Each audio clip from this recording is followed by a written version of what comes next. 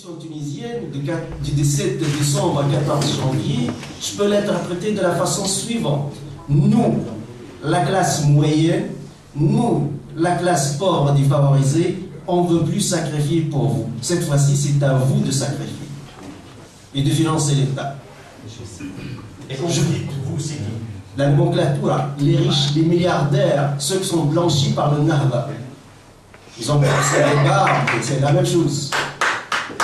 Donc, c'est à eux, maintenant, de sacrifier. Je connais ce nom, j'ai rencontré ce nom. Ils m'ont dit, tu appelles partout le welfare state et par l'État-providence. Qui va financer ton État-providence? Je dis, c'est vous. Mon père a toujours payé ses impôts, parce qu'on appelle ça l'impôt à la source. C'est un petit fonctionnaire. Touché combien? À la retraite, 500 dinars. On n'a pas le droit même d'une bourse à l'université. On est considéré comme des payeurs d'impôts riches. Or, je me jure, on a eu un ami, un camarade qui vient dans une Mercedes. Il fait la queue pour avoir la bourse, 40 dinars. Donc, cette nomenclature qui a tout pris n'a rien payé pour l'État, ne veut pas financer l'État-providence, ne veut pas une redistribution juste de la richesse. Plus que ça, M. Delbès, vous avez parlé d'une économie désertique, vos chiffres sont justes, mais l'économie informelle en Tunisie. La Tunisie vit grâce à l'économie informelle. Je vous donne l'exemple d'un ami, il m'a dit, moi je touche 400 dinars par mois. Il travaille au ministère de la Finance d'ailleurs. Voilà. Il m'a dit, mais tu sais que je gagne 3-4 000 dinars de plus pour mon business du week-end. J'ai une voiture, je vais à Ben Guerdin, j'achète 7-8 postes de télévision et je les vends à Kérouan et je gagne 3-4 000 dinars par mois. Tu veux un 3D? Tiens, 3D 850 dinars, je te le laisse à 700 dinars. 300 € 3D, télévision poste 3D. C'est ça l'économie tunisienne. Il n'y a pas une famille tunisienne qui ne vit pas ou qui n'a pas un rapport avec l'économie informelle. Et toute l'économie informelle tunisienne, on ne le trouve pas dans les statistiques. Ça s'échappe, c'est autre chose. Qui est derrière cette économie informelle? Qui importe ces marchandises chinoises qui sont partout en Tunisie? Ce que nous appelons le marché de la Libye, sauf Libye. C'était avant, mais maintenant même au port de la Chine, c'est toujours le marché de la Libye. Mais qui est derrière? D'ailleurs, le déclenchement de la révolution au plan symbolique, Mohamed Bouazizi, qui fait partie de cette économie informelle, on l'a pris pour une petite victime, on a voulu sacrifier, mais on n'a jamais posé la question qui importe. Qui est derrière les grands imports? Donc c'est ça l'économie tunisienne, une économie informelle, une classe qui vit dans un autre monde, avec des belles voitures, dernier cri. Vous allez à des endroits en Tunisie, vous dites, on ne les trouve pas parfois même en Europe. Et cette pauvre classe moyenne et cette classe défavorisée et qui doit toujours payer ses impôts. Je suis sûr, même si certains disent, mais ça a toujours payé ses impôts parce qu'on a un système à l'impôt. Dès que vous avez un salaire, ne vous inquiétez pas. En Suisse, on a une déclaration d'impôt à la fin de l'année. Là, il n'y a pas une déclaration d'impôt parce que vous payez directement. Pour les hommes d'affaires, les milliardaires et les riches, ils signent n'importe quoi. D'ailleurs, l'économie informelle, il n'y a pas de revenus, on ne voit rien. L'État ne touche rien du tout. Mais on construit des élites et une classe de nomenclature des archimilliardaires qui créent d'ailleurs une haine sociale. Les révolutionnaires tunisiens ont attaqué les foyers de travail. Si, j'ai dit à des hommes d'affaires tunisiens, ceux qui sont échappés de cette révolution, écoutez, la prochaine fois, ça sera vous. Hein. La prochaine fois, ils vont vous attaquer. Et ce n'est pas la police tunisienne ou l'armée tunisienne qui vont vous protéger. Et on a des ingrédients, des éléments d'une nouvelle révolution sociale en Tunisie. D'ailleurs, peut-être parmi vous, il y a quelques-uns ou quelques-unes qui ne savaient pas que la Révolution française, en fait, de 14 juillet 1789, ce n'était pas une seule révolution. C'était une série de révolutions. C'était plusieurs révolutions. Le grand révolutionnaire Robespierre a été décapité par d'autres révolutionnaires. Des révolutionnaires qui ont décapité des révolutionnaires. Une révolution contre une révolution contre une révolution. Ce que nous appelons en sociologie politique la fièvre révolutionnaire. La fièvre révolutionnaire qu'on a constatée tout à l'heure avec M. Yassine Dimessi. C'est ça la fièvre révolutionnaire. Non, la rue tunisienne qui a été toujours dominée, effacée aujourd'hui, elle est dans cette fièvre révolutionnaire. Elle sent qu'elle est capable de réoccuper de nouveau la rue et de dominer de nouveau la rue. Et elle est très très vigilante et on attend quelque part une révolution tunisienne qui rectifie, parce que cette révolution est arrivée pour un slogan, c'était clair. Chaud, travail, on veut du travail. Débrouillez-vous, nous, on ne veut pas sacrifier, et on n'a pas la patience. C'est ça une révolution. c'est une lutte de classe, c'est une lutte des catégories sociales, appelez tout ce que vous voulez appeler, mais c'est ça, en fait, c'est une rupture épistémologique à travers l'histoire. On ne sacrifie pas, nous, cette classe moyenne, cette classe défavorisée. Maintenant, il faut chercher d'autres qui doivent sacrifier pour l'économie tunisienne, pour le secteur public, je veux dire. Maintenant, je passe direct, ça c'est une introduction vraiment qui n'était pas planifiée, hein, c'est mon sujet, mais je passe directement à mon sujet. C'est la sociologie du printemps arabe, dynamisme interne et intervention étrangère. Le printemps arabe, tout d'abord, le concept, ce n'est pas le nôtre. Aucun arabe n'a parlé d'un printemps arabe. C'est la presse occidentale, notamment la française, qui a publié les premiers textes dans le monde et autres, le printemps arabe. Et nous, on a récupéré ce concept. Deuxièmement, il y a toujours deux thèses, je trouve les deux fausses. Une qui disait le printemps arabe, c'est du dynamisme interne, c'est une grande révolution. Voilà le peuple tunisien héroïque qui a éliminé le système de Ben Ali. Il s'arrête là. L'autre, c'est le contraire, disait non, tout ce qui s'est passé, c'était un complot mondial. Bref, une intervention étrangère, des services secrets, c'était planifié, etc. Ainsi de suite. Bon, ce sont deux thèses, moi je les considère extrémistes les deux. Donc on va chercher la synthèse entre le dynamisme interne et où s'arrête le dynamisme interne et l'intervention étrangère, où elle commence, où elle s'arrête. J'ai une typologie de mes révolutions. Ce printemps arabe a une typologie, c'est la mienne. Moi, je peux vous présenter trois catégories de révolutions différentes. La première, c'est les révolutions classiques pour moi, ceux qui s'inscrivent dans mon modèle théorique. Je parle de la révolution tunisienne, la révolution égyptienne, la révolution yéménite. Et je vais vous dire pourquoi, après, j'ai fait cette typologie. Deuxième catégorie, ce sont les révolutions arabes avec une intervention étrangère massive. Ce n'est plus une boîte noire, mais du dynamisme interne, mais c'est de l'intervention étrangère. La révolution libyenne, je m'excuse, on aime Kadhafi, on n'aime pas, c'est pas ça l'histoire, mais c'est l'OTAN. L'OTAN qui a mis fin au pouvoir de Kadhafi, c'est la révolution de l'OTAN aussi. Il y a une guerre civile, c'est vrai, l'armée est coupée en deux, il y a eu cette guerre civile, Kadhafi a failli gagner cette guerre civile. Jusqu'à Benghazi, l'OTAN a décidé rapidement d'intervenir et d'éliminer Kadhafi. Les Russes et les Chinois, ils ont dit ce scénario ne va plus se répéter. Ils ont utilisé 2 fois le droit de veto au Conseil de sécurité, selon le chapitre 7 de la charte de l'ONU. On ne veut pas répéter la bêtise de la Libye. Les Chinois qui n'ont jamais utilisé le droit de veto dans le monde arabe Moyen-Orient, c'est la première fois. Ils ont dit aux Américains, nous savons bien que le droit russe, ça suffit, mais nous, si on utilise ce droit, c'est un message. On ne veut plus de manipulation, on ne veut plus d'intervention, on ne veut plus de votre deuxième, ça explique. Troisième catégorie de révolution, les révolutions négligées, oubliées. Il n'y a rien à voir, dispersez-vous, il n'y a rien.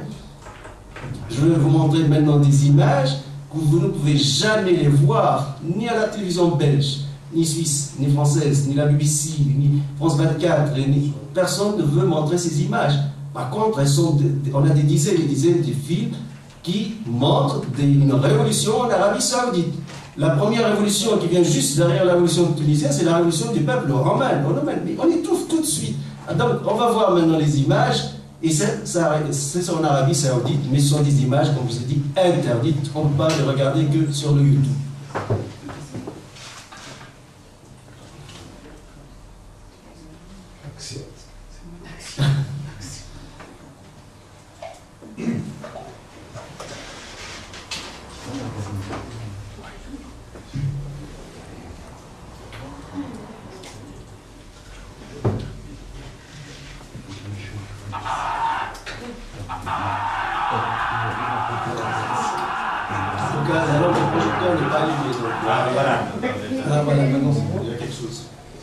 Parce qu'il faut chauffer, je pense. Oui, il faut chauffer encore. Oui, sinon, je continue peut-être, en attendant que ce soit après. Donc, là, on tombe dans la fameuse hypocrisie, 2 poids, 2 mesures. Mais la lumière... Il faut éteindre.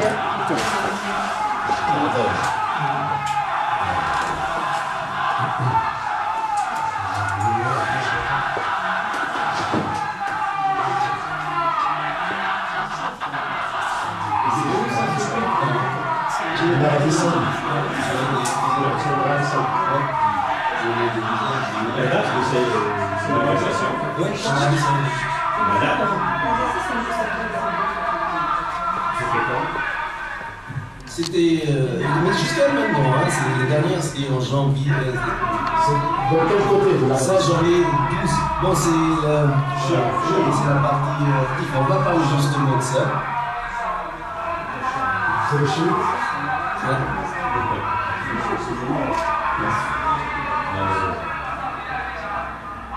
C'est des Arabes. Mais c'est quoi? Je peux le rattraper.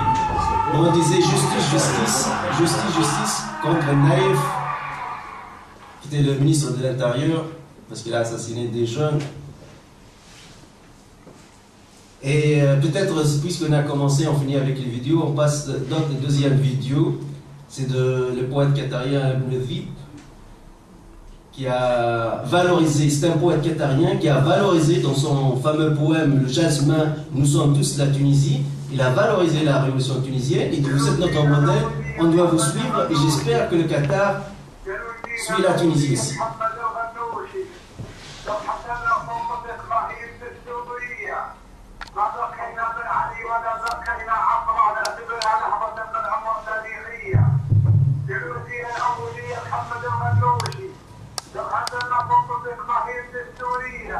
ما بخلنا من علي ولا بخلنا عطاء نعتبر على حرب الأمر تاريخية دكتاتورية نظام القمع واستبداده أهلا تونس عليها الثورة الشعبية عندما من أمان ذمنا حقير واطي والمسحرة نمنح قناعة شخصية أجد الثورة بدم الشعب يا سائلها ونحت الجاد الشعوب الكل نفس الحية كلهم بقول من كفنا بكل كفة كل نفر تتبع أقدام مأساوية الرجال البلاد اللي جعل حاكمها يحسب لنا العزة والقوات الأمريكية أفغان البلاد اللي جعل حاكمها يحسب لنا العزة والقوات الأمريكية وأفغان البلاد اللي شعبها جاية والحكومة تفتقر للطبقة المالية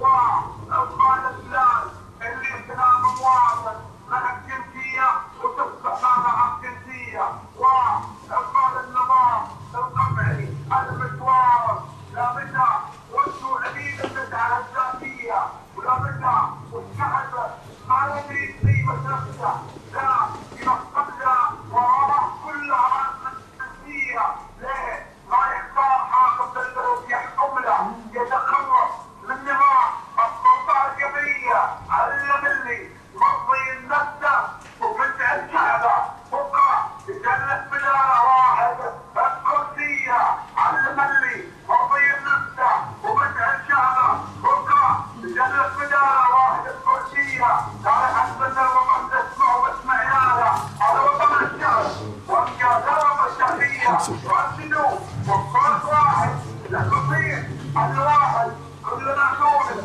توجه النخبة رقم كلنا تونس توجه النخبة رقم هي الحكومات الحرامية ومن يحكمها كلهم بلا بلا استثناء حرامية.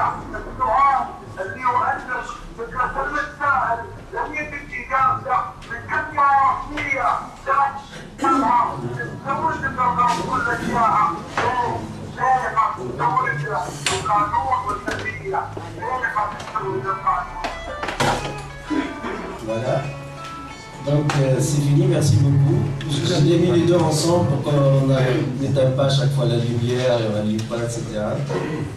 Donc ce sont deux vidéos évidemment parmi des centaines, des milliers que vous trouvez sur le YouTube qui illustrent cette politique, je dis mondiale, d'hypocrisie totale. Totale. Cette révolution doit réussir, celle-là, non. On intervient en Libye contre le dictateur Gaddafi, on intervient en Bahreïn en faveur du régime contre la révolution. Et les forces saoudiennes, C'est qui le on? hein? C'est qui le on? L'armée saoudienne, Les patrons du monde, les Américains, oui, non ça va, moi je donne toujours. Cette interaction parfois ne me gêne pas. Hein. Donc c'est ça en gros. Ici ça tombe pas. C'est une stratégie claire. Les patrons de ces stratégies sont les Américains. C'est clair, le nouveau Moyen-Orient, c'était le projet de Condoleezza Rice. Ça fait des années, ça n'a pas marché. Et maintenant, est-ce qu'il va marcher? Pour nous, pour qu'on soit objectif, scientifique, pour qu'on n'exagère pas, pour qu'on traite la donne comme elle est. J'ai une carte devant moi et je pose des questions. Pourquoi on laisse l'armée saoudienne entrepénétrer au Bahreïn et battre une révolution populaire qui n'est pas armée, pacifique, devant les yeux de tout le monde, et on l'étouffe au plan médiatique? Et la même chose, ces révolutionnaires saoudiens, parfois ils sont des chiites. Les chiites, la révolution, ça ne se pose pas la question. On parle des révolutionnaires pacifiques. On peut dire qu'ils sont armés, pas armés, mais on ne peut pas dire qu'ils sont chiites, ou sont kharijites, ou sont ibadites, ou ils sont chiites, ou sunnites, ou malikites, ou je ne sais pas quoi. La question ne se pose pas de cette façon, sinon on tombe dans le racisme total. Donc c'est une révolution pacifique, c'est très important, la révolution pacifique. Mais ce qu'on fait, c'est qu'on aide des groupuscules terroristes, et qui sont étrangers même en Syrie. On les finance. Le coût du printemps arabe en Libye, ça a dépassé 4 milliards de dollars. C'est financé par qui? L'Arabie Saoudite et le Qatar. La Syrie aujourd'hui, plus que 10 000 milliards de dollars. Financé par qui? Par l'Arabie Saoudite et le Qatar. L'Arabie Saoudite, qui a 40 000 prisonniers politiques, que l'Amnesty International a publié son fameux rapport The Kingdom of Silence, le royaume du silence, il n'y a rien. Le Qatar, qui a un émir qui pensait qu'il est en train de prêcher la démocratie, or c'est un dictateur total qui vient d'emprisonner le poète Mohamed Dabib Al-Ajami à cause d'un poème. Nous sommes tous la Tunisie, vive la Tunisie, nous aimons, nous souhaitons que aussi le Qatar devienne comme la Tunisie. Le Qatar aussi veut une révolution, veut une démocratie, c'est un démocrate pacifique, il n'a rien fait. Emprisonné à vie, on le sait, mobilisé en Tunisie, maintenant 15 ans de prison ferme pour juste un point. Je pourrais vous dire, et j'assume ma responsabilité éthique, que à ce plan-là, Ben Ali ou Moubarak sont beaucoup plus démocrates que le roi d'Arabie Saoudite ou le prince du Qatar. Parce qu'on peut critiquer Moubarak, des manchettes très fortes. J'ai parlé avec Tawfiq Mebrik qui a été emprisonné, je pense, 6 mois, mais pas parce qu'il a critiqué Ben Ali. Les services de Ben Ali ont fabriqué une histoire, comme quoi il a tapé une dame, etc. Voilà, pour justifier l'emprisonnement d'un poète ou un écrivain. Or, dans ce pays, c'est vulgairement, je vous dis vulgairement, on le prend, on le jette en prison. Et ce n'est pas un poème méchant, il a dit « Nous souhaitons aussi la démocratie, la liberté comme l'Occident, vive la Tunisie, nous aimons bien devenir comme vous. » Ce n'est pas méchant, ce ne sont pas des insultes. Mais c'est totalement effacé. Le paradoxe, c'est où? Les médias arabes sont dominés par l'Arabie Saoudite et le Qatar. La plus grande chaîne, la fameuse chaîne et ses sœurs Al Jazeera, c'est une chaîne qatarienne. Al-Arabi et ses sœurs, c'est une chaîne saoudienne. Ils ont des frics. Le pire en plus, ils sont intervenus dans nos affaires internes. Ils sont intervenus dans nos affaires internes. Ils nous envoient leurs cheikhs pour qu'ils nous apprennent l'islam, comme si nous ne sommes pas des musulmans. L'émir de Qatar, il veut propager sa démocratie. Or, lui, c'est une dictature totale. Et j'ai hier cité l'exemple, ce qui s'est passé avec le président de la Mauritanie, je le répète, parce que j'ai d'autres nouveaux spectateurs. Finalement, l'émir du Qatar était allé en Mauritanie, il est reçu par le prince du Qatar, par le général Mohamed Ben Abdelaziz, le président de Mauritanie, dans le palais présidentiel, et l'émir de Qatar lui dit, avec un parenthèse, écoutez, on a décidé d'aider la Mauritanie, on vous aide par des crédits, par des fonds, etc., mais à condition, à une seule condition. Il lui dit, oui, Excellence, dites-moi, quelle est votre condition? Il dit, il faut la démocratie en Mauritanie. Vous devez être démocrate. Il dit, excusez-moi, vous n'êtes pas l'Union européenne pour me faire ce chantage. Mais excusez-moi, est-ce que vous avez une démocratie chez vous? Est-ce que vous avez du multipartisme? Est-ce qu'il y a une liberté d'expression? Est-ce que vous avez n'importe quel indice de liberté d'expression ou de démocratie ou de votation? Le citoyen qatari n'a jamais vu les bulletins de vote qu'à la télé. La même chose pour les citoyens saoudiens. Or, en même temps, ils dominent le paysage médiatique. Ils achètent 90% des intellectuels, des journalistes, des écrivains arabes. Sont rares ceux qui s'échappent de cette domination, je dirais même diabolique. Et après, on va parler de la démocratie en Syrie. Quand on regarde ces télévisions saoudiennes ou qatariennes ou Al Jazeera, on pense que la Syrie c'est un pays sauvage du Moyen-Âge, que la femme ne conduit pas sa voiture, parce qu'en Arabie Saoudite, la femme est interdite de conduire une voiture. C'est interdit par la loi, elle ne peut pas.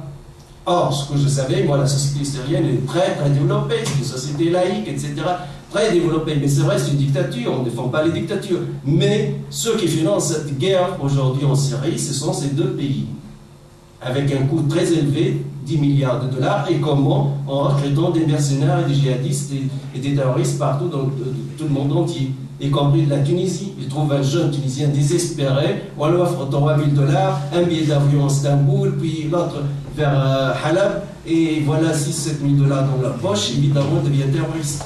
Mais on a dit djihad. J'ai laissé cette introduction pour passer aussi encore, que dans ma problématique, et le dynamisme interne. Parce qu'on ne va pas oublier le dynamisme interne. Moi, je dis, il y a une révolution en Tunisie, il y a une révolution en Égypte. Bon, maintenant, vous me dites, révolution, c'est quoi révolution pour vous? Là, c'est une grande question, parce que je n'ai pas une réponse, parce qu'il y a plusieurs réponses, selon l'école. Le fonctionnalisme, le systémique, même Freud va vous dire sa réponse pour la révolution. Il va mettre une approche sexuelle, etc., pour dire c'est quoi une révolution. Donc chacun a son approche. Je vais prendre deux, simplement, pour vous montrer deux dimensions. L'approche marxiste, par exemple. Une révolution, c'est la passation du pouvoir d'une classe à une autre. La révolution française, c'est la bourgeoisie qui a pris le pouvoir de la classe féodale. La révolution bolchevique, c'est la classe prolétarienne qui a pris le pouvoir. C'est ça une révolution. Pour la sociologie politique américaine, et ça c'est intéressant pour moi, j'ai beaucoup étudié la sociologie politique américaine, Tedesco Paul, Charles Siddy, McAdams, Ted Gore, etc. Ils sont vraiment des techniciens, très spécialistes, parce qu'ils cherchent les mécaniques de cette révolution. Mais pour eux, c'est la forme qui les intéresse. Pour les Américains, pour cette école, une révolution, c'est la chute, même pas du régime du clan, c'est bon. Ben Ali a chuté, c'est ça, c'est la révolution. Donc il faut chercher les mécanismes, comment ça se passe. Moubarak a chuté, il faut chercher les mécanismes, la théorie, les modèles théoriques, comment c'est chuté. C'est ça qui nous intéresse. Le contenu social, avant ou après, ça ne nous intéresse pas. C'est plus cette forme technique. Et elle est efficace, la forme technique. Je parle. Peu importe l'évaluation idéologique ou l'évaluation sociale, ou même sociologique du contenu de la révolution, techniquement, pour moi, elle était très efficace et j'ai bien analysé, je pense surtout pour les médias, peut-être pour cette raison qu'ils m'ont beaucoup sollicité au fur et à mesure, parce que je ne suis pas voyant, je dirais dès les premiers jours, le régime syrien ne tombe pas, parce que je savais pourquoi il ne tombe pas. Gaddafi aussi, sans intervention étrangère, elle ne tombe pas, elle aurait dû au pouvoir aujourd'hui. Pourquoi? Parce que dans une révolution, on a deux séries de facteurs pour avoir une révolution. On a des facteurs indirects et lointains qui s'accumulent au fur et à mesure jusqu'à la rupture, le déclenchement de la révolution, qui est la situation révolutionnaire. La situation révolutionnaire regroupe les trois facteurs directs de la révolution. Par exemple, la situation révolutionnaire en Tunisie a duré de 17 décembre 2010 jusqu'au 14 janvier 2011. La révolution égyptienne et la situation révolutionnaire en Égypte, 4 semaines. Au Yémen, 6, 7, 8 mois. En Libye, on va parler d'autre chose, parce qu'il y a une situation révolutionnaire, mais intervention étrangère. En Syrie jusqu'à nos jours. Bon, la situation révolutionnaire, je pense c'est très intéressant de cerner les trois facteurs. Le premier facteur, il faut une radicalisation de l'opposition populaire. Ça veut dire l'opposition populaire ne veut plus des réformes, mais le départ du régime. On ne veut plus de vous, Ben Ali. Son troisième discours, il a donné des promesses. Excusez-moi, je vais faire marche arrière, mais non. On est radicalisé déjà, on ne veut plus de vous. Départ. Rob Zoumer, Ben Ali, la même chose avec Moubarak. Deuxième élément de la situation révolutionnaire, ce sont les divisions au sein des élites au pouvoir. Parce que le régime, n'importe quelle révolution, il y a toujours deux noyaux durs. Le régime a son noyau dur, la révolution a son noyau dur. Donc, si le noyau dur du régime est touché, infecté par des divisions, c'est l'affaiblissement du régime. Là, on l'a eu par exemple en Tunisie. Moi, le 12 janvier, j'ai dit Ben Ali, c'est fini. Hein, vous trouvez le film sur YouTube, à la télévision suisse romande. Pourquoi? Parce que j'ai les éléments de la situation révolutionnaire. Mais je ne savais pas à l'époque, ou jusqu'à maintenant, on ne connaît pas toute l'histoire, ces divisions. Ces ministres qui ont lâché Ben Ali, ces chefs de police qui ont lâché Ben Ali, ces généraux qui ont lâché Ben Ali. On va voir s'ils ont des rapports avec l'étranger ou non. Maintenant, ça commence à toucher dernièrement, ça commence à voir les détails. Troisième élément déterminant dans une révolution. On est dans la sociologie américaine, hein, ça veut dire la chute du régime. Le régime chute ou ne chute pas. C'est déterminant. C'est l'essentiel d'ailleurs. C'est le rôle de l'armée. Il faut soit la neutralité de l'armée. La révolution, par exemple, iranienne à la dernière minute, les officiers sont restés dans leur caserne en observant ce qui se passe. Soit aussi ce que nous appelons la trahison de l'armée vis-à-vis du régime. Parce qu'on parle du système lui-même. Parfois on me disait trahison c'est vulgaire. Non, l'armée égyptienne ou tunisienne n'a pas trahi. Dire trahison c'est fort. Non, c'est parce qu'on parle du système. Donc là on l'a eu avec Ben Ali. Les officiers se fraternisent avec la population, les manifestants, Gassri. Vous êtes avec nous? Oui, on est avec vous. Il y a des militaires qui disaient aux manifestants, ils se cachaient, ils se protégeaient derrière les militaires quand la police attaque. Ça s'est répété à Sfax aussi, partout. Donc c'était un feu vert clair et net de l'état-major tunisien, de l'armée tunisienne, qu'elle est avec la révolution. Parce que cette même armée a tiré sur les manifestants en 1978, janvier 1978, a tiré contre les manifestants en janvier 1984. Pourquoi aujourd'hui ils ne tirent pas? En 2008. 2008, voilà, Dave, c'est ça. Donc aujourd'hui, en Égypte, la même chose. L'armée égyptienne a tiré contre les manifestants en 1977. Harami, 17, 18, 19 janvier 1977, a tiré contre les manifestants en 1984. L'armée marocaine, l'armée algérienne, octobre 1988. Et d'ailleurs, les morts et les victimes de la révolution ou la révolte de 78 au 84 sont plus nombreux que 2011, peut-être 14 janvier 2011. Donc ce n'est pas ça qui a changé la donne. Ce qui a changé la donne, c'est que l'armée a lâché Ben Ali et des élites politiques au pouvoir ont lâché Ben Ali. C'est ça qui a changé la donne. Mais maintenant, il faut savoir l'intervention étrangère. Parce que maintenant, je parle hier, on a parlé beaucoup du modèle tunisien. Mais puisque c'est ma cause, je dois regarder tous ces pays arabes là où il y a des interventions. L'intervention étrangère, en Tunisie ou en Égypte, en tout cas sûr et certain, l'ambassadeur américain a joué un rôle.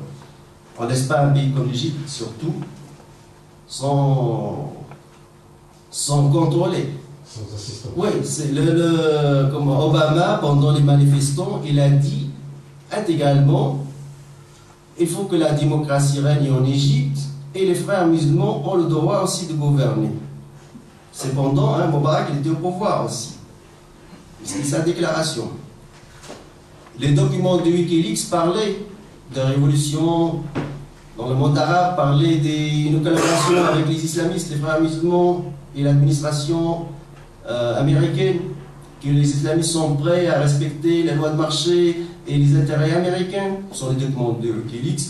Al Jazeera, le Qatar, dans le Qatar, on a les deux plus grandes bases militaires américaines au Moyen-Orient. Même peut-être dans le monde, c'est Al-Hadid et Syrie au Qatar.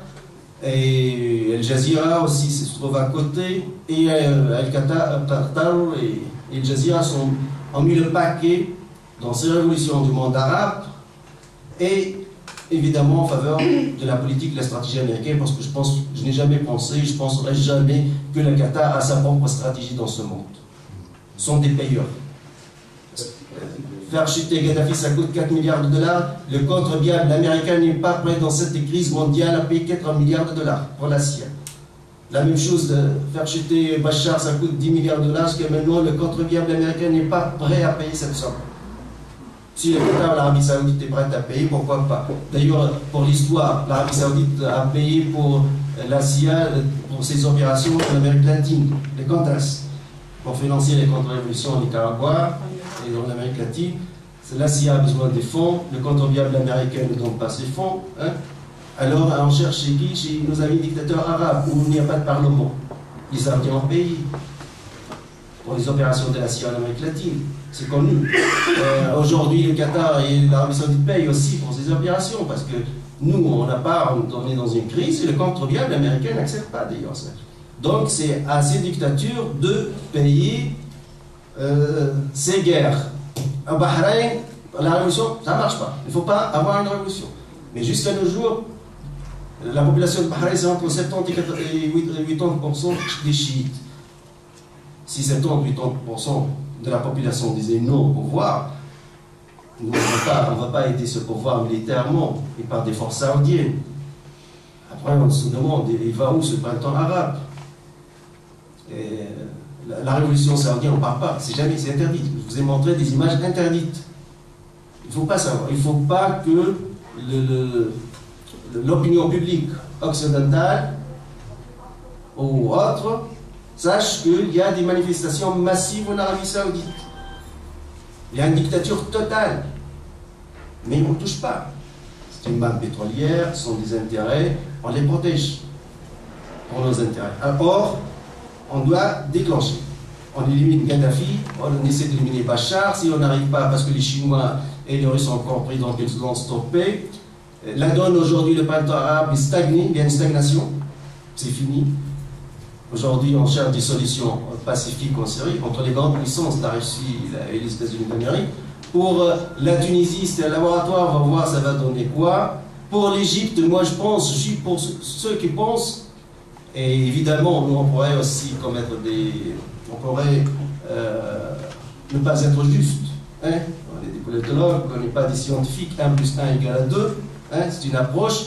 Mais moi personnellement je pense, et j'ai quelques arguments, que par exemple, c'est l'autonomie de l'armée égyptienne qui s'est manifestée. Les Américains n'ont pas voulu ce coup d'État. Ils ne veulent pas. Ils veulent que les frères musulmans exercent le pouvoir. Mais c'est l'autonomie de l'armée égyptienne, parce qu'elle gère environ 40% de l'économie, parce qu'elle a créé la République, c'est elle la légitimité historique, et ainsi de suite, qui s'est imposée. Donc ce sont les 3 facteurs de la situation révolutionnaire. On va les élaborer après, peut-être plus profondément. Mais je reviens quand même au facteur lointain, le facteur indirect, et surtout ce que j'appelle les dynamismes démographiques. Toujours quand il y a une explosion démographique, on a toujours un problème. Souvent, ça mène à des révolutions, des guerres civiles, à des conquêtes. Il y a des politologues qui disaient que l'expansion islamique, c'est le résultat, le fruit d'une explosion démographique à la péninsule arabique. Les croisades, ça n'a rien à voir ni avec le christianisme ou l'islam. C'est juste une explosion démographique en Occident. Donc on veut envoyer ces jeunes quelque part ailleurs. Alors peut-être qu'on a un problème d'explosion démographique, on aura une série de problèmes politiques. La meilleure solution, c'est évidemment les guerres ou les envoyer dehors. Dans la situation des pays arabes, oui, cette explosion démographique exprime d'autres indices. On a, par exemple, en Arabie Saoudite, en Algérie, au Maroc, en Tunisie, 60 à 70% des jeunes. Or, ils sont marginalisés totalement du système politique, de décision, soit politique, soit économique, soit social. Le chômage très très élevé au sein de cette catégorie de la jeunesse. L'éducation accélérée en Tunisie a conduit à avoir beaucoup de chômeurs diplômés. Tout ça a conduit à une situation anormale, qui est le dynamisme démographique. Maintenant, le dynamisme économique, je pense, mon ami Sirsine a bien expliqué, mais ce qu'on vous a dit, c'est la déception de la classe moyenne, la déception de la classe pauvre, défavorisée.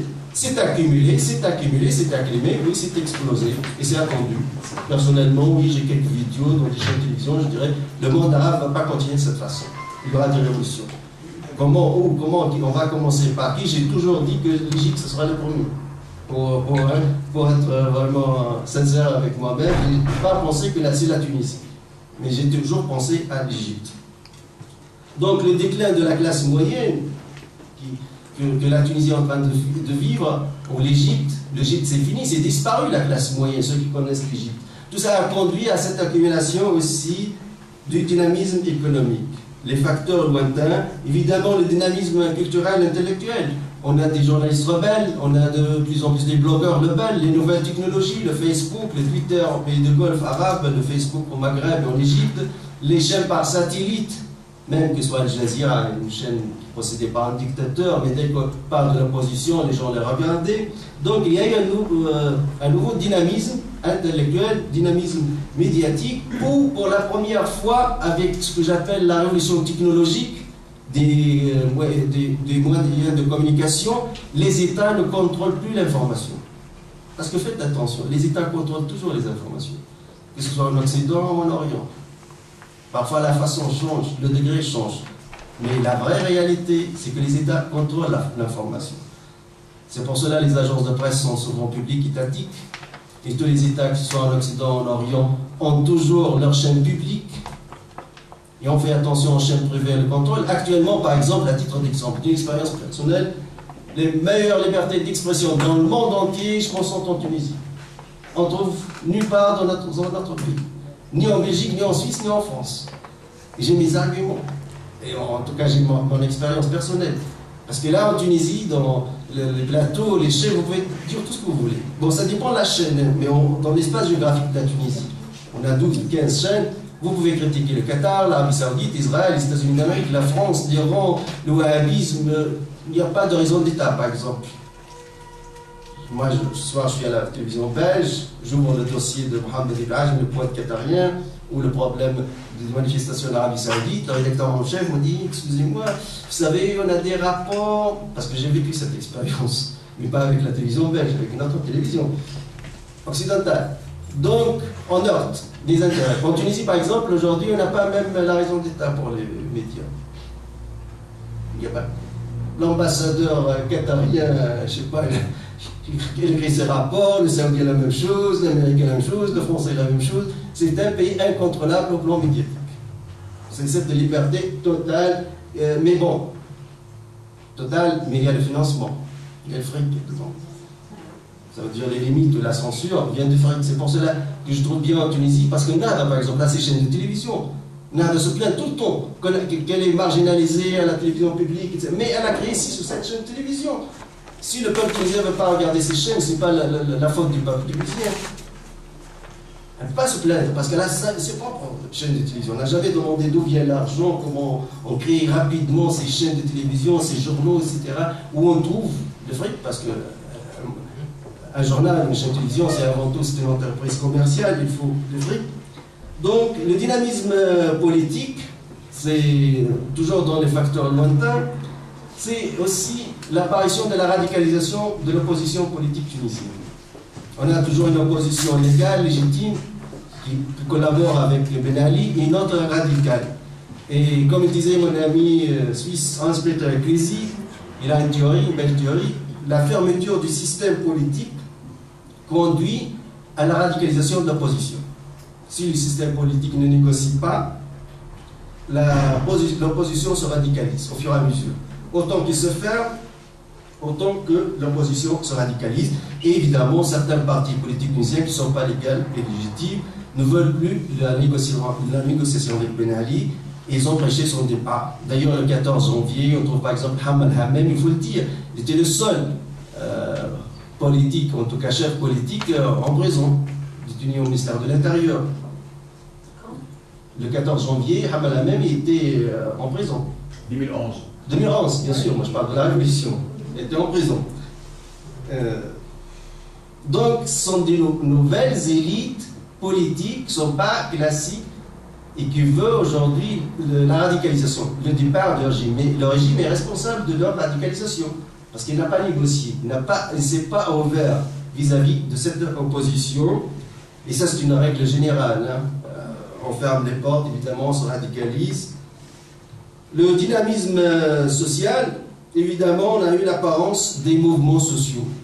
La révolution tunisienne, tout d'abord, c'est la révolution des mouvements sociaux. Mais les mouvements sociaux n'ont pas de structure. Voilà, c'est pour cela, mon ami Dimès a dit qu'il n'y a pas une direction de la révolution tunisienne, parce que la direction de... Ça c'est classique, je pense, la révolution classique. Khomeini qui dirige la révolution iranienne, Mao Zedong qui dirige la révolution chinoise, Lénine, Staline dirige, Trotsky dirige la révolution bolchevique. Aujourd'hui, les mouvements sociaux, depuis les événements de mai 1968, en France puis en Europe, ont joué un grand rôle, parce que les partis classiques ne mobilisent plus la rue. Donc, cette rue a été récupérée par des mouvements sociaux, mais les mouvements sociaux viennent de la rue. C'est quoi un mouvement social à Sidi Bouzid? Par exemple, un jeune chômeur dans un quartier, dans un café, bistrot, il se radicalise et il dirige d'une manière naturelle ses copains vers un objectif.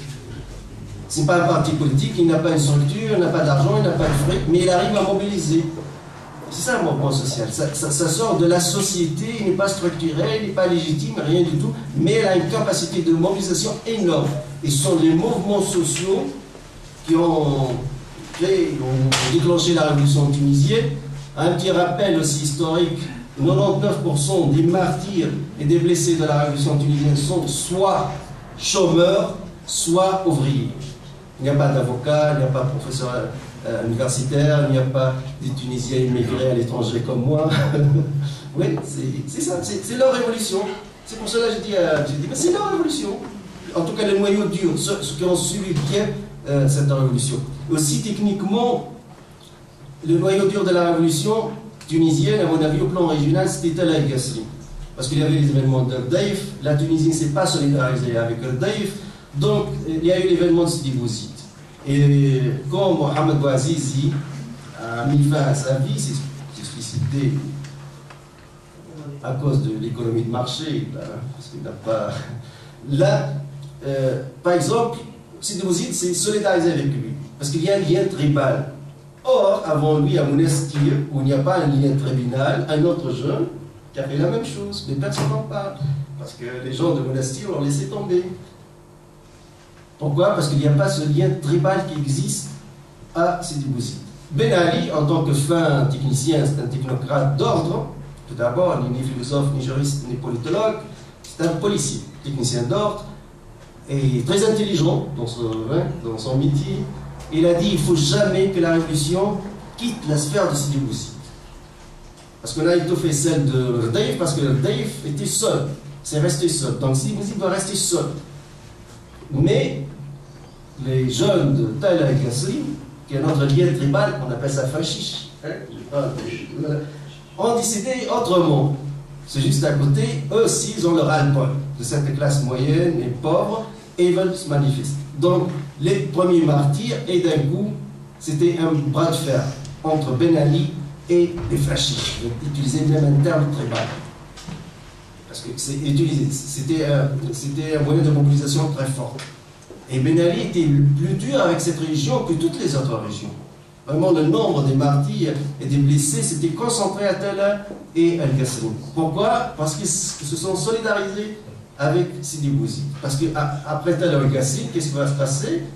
La révolution va être à l'échelle nationale. On va la voir de Belgrade, de l'extrême sud, jusqu'à Bizerte, l'extrême nord. Et ce qui s'est passé? Évidemment, avec ce noyau dur, j'ai parlé hier, je répète, il y a toujours le noyau dur de la révolution et le noyau dur du régime. Le noyau dur de la révolution, pour moi, c'est Tella et Ghasri. Au plan régional, évidemment, les chômeurs et les ouvriers au plan professionnel ou socio-professionnel. En même temps, ce noyau dur, il est en face d'un autre noyau dur qui est de régime. Au milieu, il y a les calculateurs. Il y a des gens sincères aussi, mais il y a beaucoup de calculateurs. Les calculateurs, ils pensent comme si, ou je gagne ou je perds. Est-ce que je gagne avec la révolution ou je perds avec la révolution? L'ambassadeur et le copain et l'ami personnel de Gaddafi, à New York, à l'ONU, s'est abstenu 2 jours, il ne veut pas venir. Il a calculé. 3e jour, il dit moi, j'aurais mis la révolution. Il n'était jamais révolutionnaire, évidemment, on est dans la position. La même chose, le roi de Gaddafi, son ministre des Affaires étrangères, et son patron des services secrets, Moussa Kous. Il a quitté, je suis malade, je vais voir la clinique en Tunisie, puis il prend l'avion vers le Qatar et Doha. Ce sont des calculateurs. Ah, Gaddafi, c'est fini. Il faut sortir ce bateau qui va coller. Donc, moi, je suis un calculateur rationnel, je cherche mes intérêts. Évidemment, ces calculateurs, à travers l'histoire, accélèrent la chute du régime. Ou font le contraire. Par exemple, les calculateurs au régime syrien, au début, il y a quelques-uns qui ont calculé que le régime va tomber rapidement. Maintenant, l'hémorragie des défections, des divisions des élites au pouvoir s'est arrêtée. Parce que les calculateurs ont dit non, il ne va pas tomber. C'est pas ça notre intérêt, l'opposition. Mais à part les calculateurs, évidemment, il y a des gens sincères. Donc, cette boule de neige, de noyau dur tunisienne, a eu après quelques jours des calculateurs qui se rallient, et puis, évidemment, les GTT qui a joué un grand rôle, surtout le 12 janvier à Sfax, on a vu des grandes manifestations, des dizaines de milliers de manifestations. Là, ça veut dire la classe moyenne, officiellement, la classe moyenne. Les GTT représentent la classe moyenne tunisienne, les salariés. La classe moyenne a pris position en faveur de la révolution. Rejoindre le noyau dur de ces défavorisés qui ont déclenché la révolution. Mais, dans cette situation révolutionnaire, évidemment, il y a l'armée tunisienne. C'est aussi sa révolution. Là, on n'aime pas, ils m'ont dit, vous êtes pro-militaire, militariste, mais non. Si l'armée tunisienne a intérêt contre les manifestants dès le premier jour, il n'y aura pas une révolution. Mais en tout cas, une révolution à l'américaine. Ça veut dire Ben Ali ne chute pas. Et le clan de Ben Ali ne chute pas. La même chose avec l'armée égyptienne. Bon, est-ce que l'armée tunisienne et l'armée égyptienne partent avec une stratégie américaine ou libre? On pose des questions. J'étais à la tribune de Genève, avec un journal, comme c'est conférence. Je ne peux pas parfois parler directement, je lance des idées. Je dirais par exemple, je répète ce que j'ai dit, les officiers militaires qui ont fait leur académie militaire à Moscou sont restés loyaux vis-à-vis de leur chef d'État. Je parle des officiers libyens ou des officiers syriens, ou même irakiens, quelques. Mais les officiers qui ont fait leur académie militaire aux États-Unis d'Amérique ont lâché leur président. Je lance une observation sociologique. Après, à vous de réfléchir.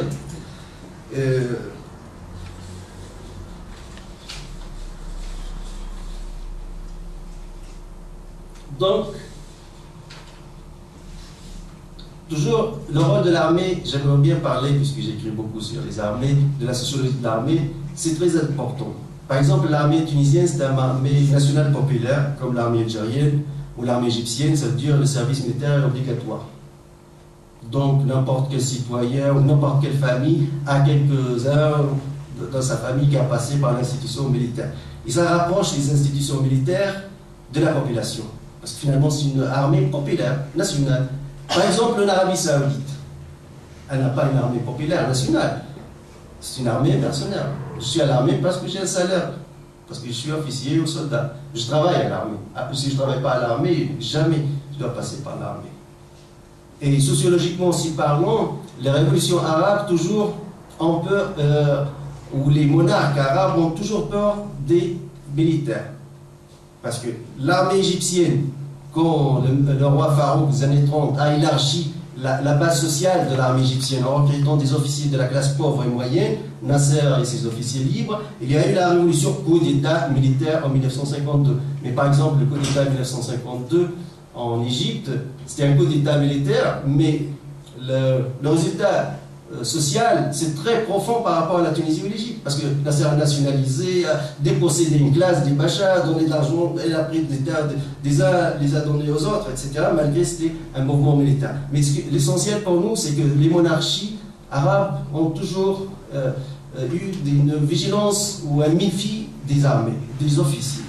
Parce que chaque fois on élargit la base populaire de l'armée intervient dans les affaires d'État. C'était ça la même chose pour Gaddafi en 1er septembre 1969, au Yémen 1962, en Irak 1958, la révolution contre le monarque irakien.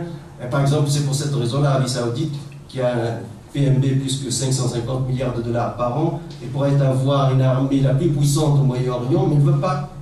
J'ai un article, j'ai des émissions de télévision, c'est une décision politique. On ne veut pas une armée puissante et forte.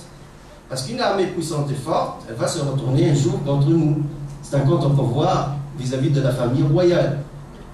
Mais une armée républicaine, elle n'a pas sa loyauté vis-à-vis de la famille royale. Une armée républicaine doit défendre la population. Ce n'est pas le clan de Ben Ali ou Leila Là, je pense que la situation en Tunisie a bien profité de ce concept de l'armée républicaine. Parce que l'armée royale, professionnelle, qui n'est pas une armée nationale et populaire, elle est souvent loyale qu'à la famille qui règne, pas à la population. Maintenant, on va parler d'une la sphère, si vous voulez, la plus délicate de mon exposé, parce que j'avance aussi prudemment, je ne veux pas être aventurier, c'est les interventions étrangères. Parce que vraiment, c'est facile de parler de la théorie de complot. Ça y est, il y a un complot mondial contre le monde arabe, etc. Non, sinon on n'est plus politologue, on n'est plus scientifique, on n'est plus crédible, etc. Mais on ne peut pas négliger aussi ces interventions. Les interventions ont bien sûr plusieurs visages, si vous voulez. Il y a l'intervention, par exemple, des médias, on a dit. Pourquoi les médias, par exemple, occidentaux, s'intéressent nuit du jour à la Syrie, mais pas à ce qui se passe en Arabie Saoudite? Pourquoi Taoufik Boumbi, quand elle était contre Ben Ali, était totalement médiatisé en Occident, mais le poète qatarien, là, je suis le président de ce comité international, je souffre, j'ai mes amis partout, dans les chaînes de télévision, les journaux, mais dès que je parle de l'affaire, mais ça, c'est pas si simple. Donc, on voit clairement et nettement que les médias, en tout cas, soit en Occident, soit, je n'aime pas trop parler de Jazira Arabique, parce que comme j'ai dit hier, sont des médias où le degré de la liberté d'expression est égal à 0. Il n'y a rien. Le Jazira, c'est 0 degré d'expression. Pourquoi? Parce qu'à cause de la loi de la proximité. Qu'est-ce que ça veut dire la loi de la proximité? En presse, ceux qui ont travaillé en presse, ils ont un rapport avec la presse. Ça veut dire, moi je suis à Liège, j'ai une télévision radio à Liège, d'abord on doit s'intéresser à ce qui se passe à Liège. Après c'est à Bruxelles, après c'est à Paris. C'est la loi de la proximité. Mais je ne peux pas négliger par exemple des tortures à Liège et un attentat à Liège. À Liège, je parle de ce qui se passe à Alger ou à Tunis ou au Sud-Afrique. C'est ça la loi de la proximité. Ces deux chaînes ne respectent pas du tout, je souligne, du tout la loi de la proximité. Ce sont des chaînes d'apparence technologique à l'occidental. Peut-être Jazira a des moyens technologiques plus que la CNN, c'est sûr, plus que la télévision belge. Les moyens, les correspondants partout, les belles femmes, l'image, etc., les ingénieurs du son, les caméramans, tout est top, top, top. Mais le contenu sociologique, il y a eu un attentat à Qatar. Donc Jazira n'a pas parlé de Qatar. La succession du père vers le fils. Voilà, la radio russe sont mes amis, ils m'ont fait une longue interview, il a fait le tour du monde en arabe, parce que c'est en arabe, et il me dit, mais comment tu as su que le prince, il va céder le pouvoir à son fils dans un mois? Je dis, ah oui, j'ai lu le Figaro. Bon, c'était le Figaro, parce qu'il y avait la fuite chez le Figaro, et bien on ne parle pas. Et il y a aussi une complicité entre l'Arabie Saoudite et le Qatar, parce qu'il y avait une guerre froide entre les deux. Et chaque jour, le Jazira nous parlait de ce qui se passe, de la torture et l'oppression en Arabie Saoudite. L'Arabie Saoudite, la chaîne de Jazira parlait de ce qui se passe au Qatar, parlait par exemple d'une tribu, dont le poète Ben Ajmi a parlé, d'une tribu qatarienne. Le cheikh a dit une déclaration anti-émir.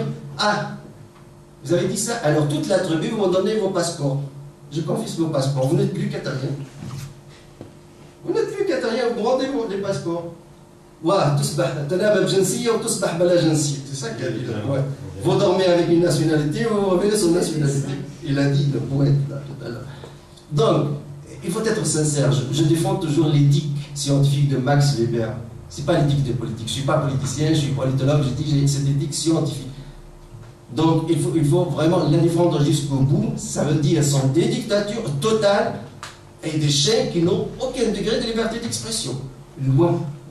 Que la forme technologique, ça va. Ils ont beaucoup de fric et ils dominent, etc. Et vous, personnellement, j'ai refusé leurs invitations. Hein. Même Jazira, la dernière, c'est même pas un mois et demi. Venez, on sait bien que vous ne voulez pas venir à Qatar, etc. On va faire le programme à Londres avec le Faisal Qasem. Voilà, comme d'habitude, d'avion première classe, 5 étoiles et $500 pour l'émission, etc. On est bien gâtés là. Mais je dis non, je ne viens pas. Pour moi, j'ai dit à tout le monde, n'est pas crédible, n'est pas crédible. Vous voulez jouer un petit peu, parce que la différence entre le Jazeera, l'Arabie et d'autres chaînes, c'est surtout le Jazeera, là, parfois c'est tactique là. Allez, quelqu'un de l'opposition qui ne sait pas, mais on va l'inviter une fois, mais en même temps on va créer tout le temps, comme ça on n'arrive pas à passer le message. Mais bref, les dictatures ne peuvent pas engendrer des médias libres. C'est impossible. Il faut respecter la loi de la proximité. France 24, je suis souvent invité, la soirée des élections, j'ai critiqué les deux, François Hollande ou l'autre, ça passe, aucun problème. Donc il y a cette loi de la proximité. Mais vous ne parlez pas de ce qui se passe chez vous, et ça devient rose. C'est le paradis terrestre, le Qatar, quand on regarde Jazeera. Quand on regarde l'Arabie, c'est le paradis terrestre, l'Arabie Saoudite. On oublie les 40 000, personne ne parle des 40 000 prisonniers de ces révolutions, de ces images interdites, des images taboues.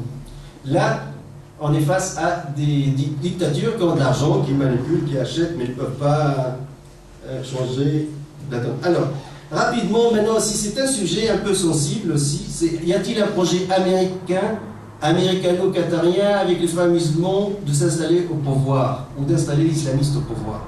J'ai quelques éléments de réponse. Premièrement, il y a les documents de Wikileaks qui parlaient de ce projet.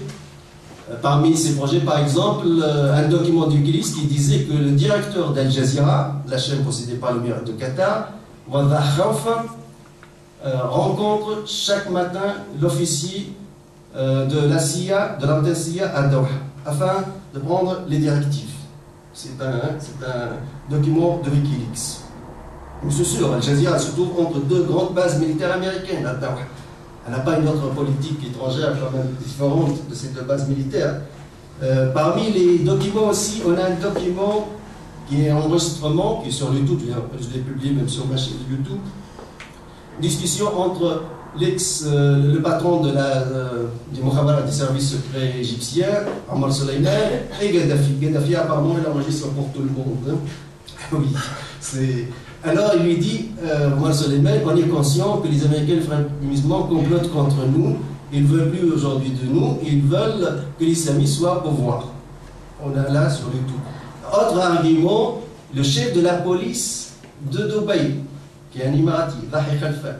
J'ai la vidéo si je l'ai publiée, en plein public, dans une réunion, face à l'ambassadeur américain, réunion des chefs de la police arabe, il dit à l'ambassadeur américain, on connaît bien votre projet avec les frères musulmans, vous voulez amener les frères musulmans au pouvoir et nous éjecter. On est conscient. Et les ambassadeurs américains, évidemment, s'est fâché et quitte la salle. Ce sont des arguments tangibles. J'ai ces arguments dans mon ordinateur, celui que d'ailleurs je le diffuse tout le temps sur ma page Facebook, dans mes programmes de télévision, etc. Ces vidéos existent bel et bien et ne sont pas manipulées au truc.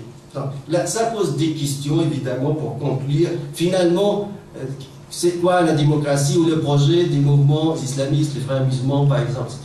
Au plan économique, ils sont, je ne dis pas ultra-libéral, mais il n'y a aucun changement, de toute façon.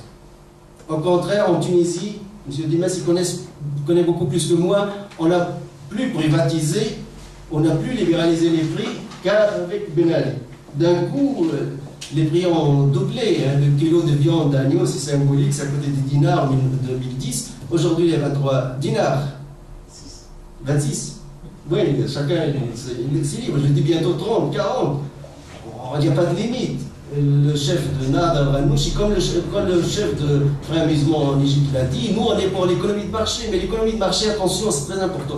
Pas à l'Europe occidentale, c'est à l'américaine. Parce que vous savez, on a aux États-Unis d'Amérique, il n'y a pas de welfare state. Il n'y a pas d'État pour évidence.